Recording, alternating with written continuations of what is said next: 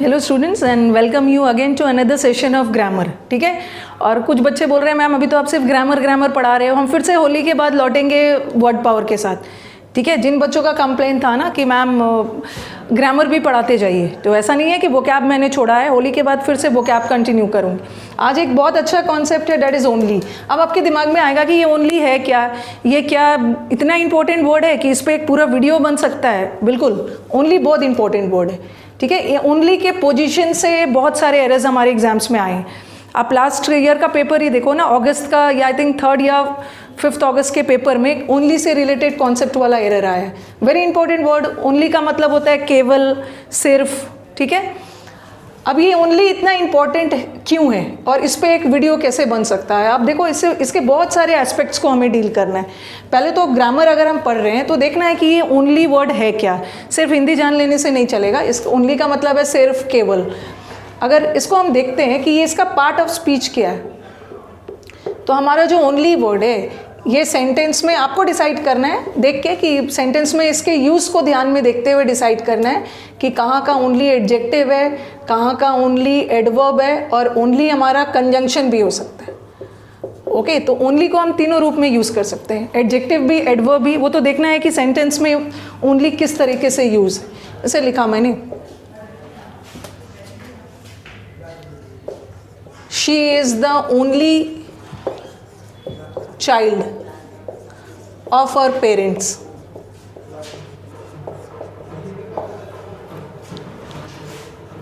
फिर लिखा मैंने only she helped me।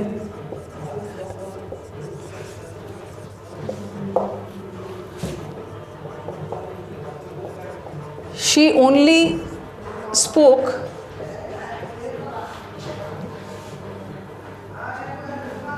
but did not write anything। ठीक है, she only spoke but did not write anything। and then I write we live in the same house, we live in the same city, only she is closer to the sea। मैंने आपको 4 sentence लिखा और चारों sentence में only का use किया। अब आपको सेंटेंस का मीनिंग, कॉन्टेक्स्ट ध्यान में रखते हुए ओनली किस तरह से यूज़ हुआ है उसको ध्यान में रखते हुए डिसाइड करना है कि कहाँ का ओनली एडजेक्टिव है, कहाँ का ओनली एडवर्ब है और कहाँ का ओनली कंजंक्शन है। अब देखो, she is the only child of our parents, वो अपने पेरेंट्स के एकमात्र चाइल्ड है। यहाँ ओनली वर्ड किसकी विशेषता बता रहा है? She is the only child, एकमात्र चाइल्ड, चाइल्ड की बता रहा है। और चाइल्ड हमारा क्या है?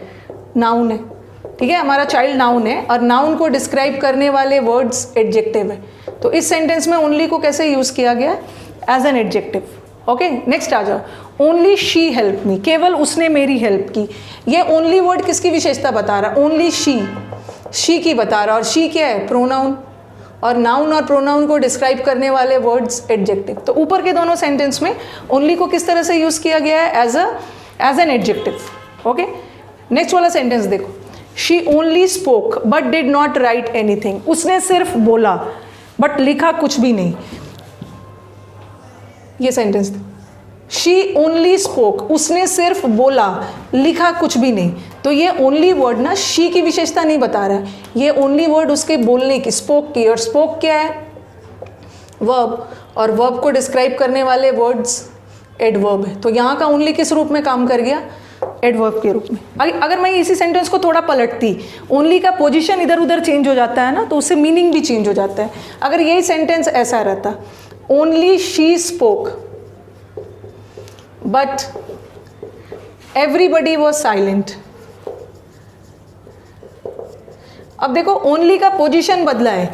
यहाँ ओनली किसके पहले आया है? शी के पहले। और यहाँ ओनली किसके पहले आया था?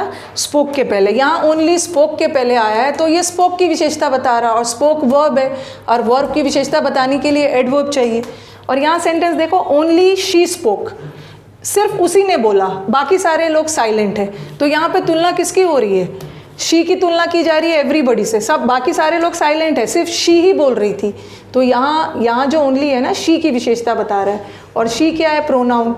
और नाउन और प्रोनाउन की विशेषता बताने वाले वर्ड्स एडजेक्टिव है। तो देखो ओनली का पोजीशन बदलने से ओनली का पार्ट ऑफ स्पीच भी बदला। यहाँ ओनली एडजेक्टिव हो गया था और यहाँ ओनली एडवर्ब था और मीनिंग भी बदल गया ना। यहाँ पे क्या निकल रहा था कि उसने सिर्फ बोला, लिखा कुछ भी नहीं, और यहाँ पे क्या है कि सिर्फ उसी ने बोला, ओके, बाकी सारे लोग चुप बैठे हुए थे, ठीक है। तो यहाँ मैंने ओनली को ऊपर वाले दोनों सेंटेंस में एडजेक्टिव रखा है, यहाँ मैंने एडवर्ब रखा। अब आ जाओ नेक्स्ट सेंटेंस में। कभी कभी हमारा ओनली कंजंक्शन का भी काम करता है। किस सेंस में? वहाँ ओनली का मतलब बट के सेंस में हो।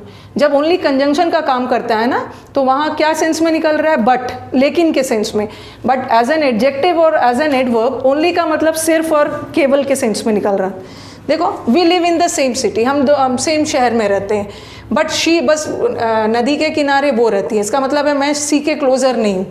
तो यहाँ किस सेंस में जा रहा? बट, ओके, हम सेम शहर में रहते हैं but she is closer to the sea, समुद्र किनारे उसका घर है, वो रहती है, ठीक है। तो एक ओनली को मैंने डिफरेंट पार्ट ऑफ स्पीच में यूज़ किया है। अब हम चलते हैं जो हमारे एग्जाम्स में एरर आया है इससे रिलेटेड, ठीक है। कुछ क्वेश्चंस दे रही हूँ, चलो सेंटेंसेस अब हम देखते हैं। और हमारे एग्जाम्स में ना ओनली वर्ड से रिलेटेड एरर कहाँ से आता है? उसके पोजीशन से, ओके। आपको देखना है कि ओनली का पोजीशन सही है कि नहीं, और आपको सेंटेंस देख के डिसाइड करना है कि ये ओनली वर्ड किसकी विशेषता बता रहा है।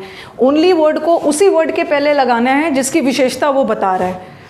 पहला सेंटेंस देखो, the only death of his son was shocking, okay. The only death, ये क्या ओनली वर्ड डेथ की विशेषता बता रहा है? एकमात्र डेथ नहीं, एकमात्र सन का डेथ, एक लौटे बेटे का डेथ।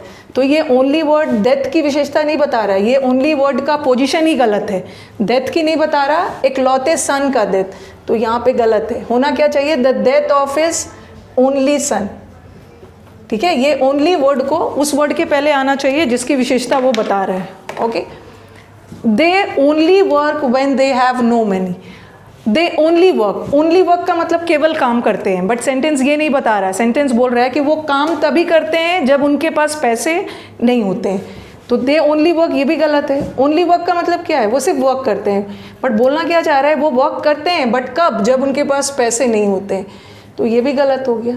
दे वर्क ओनली, ये ओनली वर्ड किसकी विशेषता बता रहा है? सिर्फ काम कब करते हैं? जब उनके पास पैसे नहीं होते, ओके। नेक्स्ट सेंटेंस पे आ जाओ। He is only known, only known का मतलब क्या है? सिर्फ जाना जाता है वो। तो सिर्फ जाना जाता नहीं है, वो सिर्फ अपनी वेल्थ, अपनी संपत्ति के लिए जाना जाता है, ठीक है। ओनली नोन नहीं है, ओनली अपनी संपत्ति के लिए जाना जाता है। तो he is known only for his wealth, ये ओनली वर्ड नोन की विशेषता नहीं बता रहा है, सिर्फ जाना जा रहा है अपनी संपत्ति के लिए, संपत्ति के लिए ओनली। और श्रूड मतलब जो सेल्फिश, बहुत शातिर, कनिंग, क्लेवर मैन होते हैं, only see through the trick. अब ये क्या बोल रहे हैं कि आपके दिमाग में क्या चल रहा है ये शातिर मैन आराम से पहचान लेते हैं। तो ओनली या शातिर व्यक्ति, ओनली एक चालाक व्यक्ति ही आपके ट्रिक को पहचान पाता है। और ओनली सी का मतलब क्या? ओनली सी का मतलब है केवल देख सकता है। केवल देख सकता है कि विशेषता नहीं बताई जा रही है। देख सकता है कौन? ओनली चालाक व्यक्ति ही देख सकता है। तो ये ओनली गलत है, इसको कहाँ पे होना चाहिए? यहाँ पे। ओनली अ श्रूड मैन, ओके, सिर्फ चालाक व्यक्ति ही पता कर सकता है। नेक्स्ट वाला आ जाओ। Your previous project only failed because you did not work hard. Sentence क्या बोलना चाह रहा कि आपका प्रीवियस प्रोजेक्ट, पुराना प्रोजेक्ट सिर्फ फेल इसीलिए हुआ क्योंकि आपने उस पर मेहनत नहीं की थी।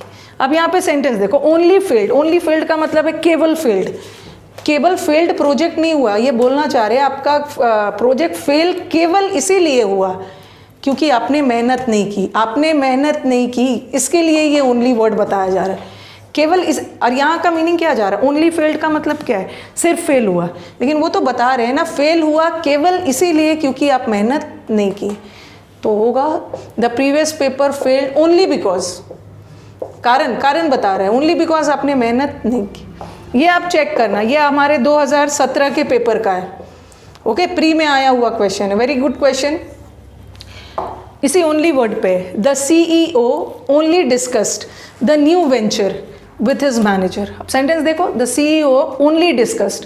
ओनली डिस्कस का मतलब क्या है? ओनली डिस्कस मतलब सिर्फ उसने डिस्कस किया. अगर सेंटेंस ऐसा होता ना कि सिर्फ उसने डिस्कस किया और उस पर कोई सिर्फ डिस्कस किया और अमन नहीं किया, प्लान सिर्फ डिस्कस किया और चीज़ों को एग्जीक्यूट नहीं किया, उस पर अमन नहीं किया. बट यहाँ तो वो सेंस नहीं जा रहा. ये तो बोलना चाह रहे हैं कि CEO ने सिर्फ नए वाले प्रोजेक्ट, नए वाले वेंचर को डिस्कस किया मैनेजर के साथ, बाकी कोई चीज़ डिस्कस नहीं किया, सिर्फ नए वेंचर के बारे में डिस्कस किया. इसका मतलब है कि ये ओनली वर्ड किसकी विशेषता बता रहा है? वेंचर की. तो ये ओनली वर्ड को किसके पहले आना चाहिए? वेंचर से पहले. ठीक है, ये गलत हो गया, यहाँ आएगा. एरर बी में नहीं मानोगे, एरर तो ए में ही है, क्योंकि ओनली का पोजीशन गलत तो ए में ही है ना. सेंटेंस सही कैसे हो जाएगा? The CEO discussed only the new venture. सिर्फ उसने न्यू वेंचर डिस्कस किया अपने मैनेजर के साथ. ओके, तो होपफुली आपको ओनली से रिलेटेड जो पोजीशन का एरर आ सकता है वो आप समझ गए होंगे. आगे हम और भी करेंगे, बहुत सारे वर्ड्स है, जस्ट, इवन इफ, ये सब का पोजीशन से भी रिलेटेड एरर्स आता है. ठीक है, तो आज का चलो मैं वीडियोस ख़त्म करती हूँ. हम आगे मिलते रहेंगे. एंड बिफोर आई लीव, सबसे पहले a very happy Holi to all my viewers. ठीक है, मेरे offline students, online students, YouTube viewers है, सबको वेरी हैप्पी होली.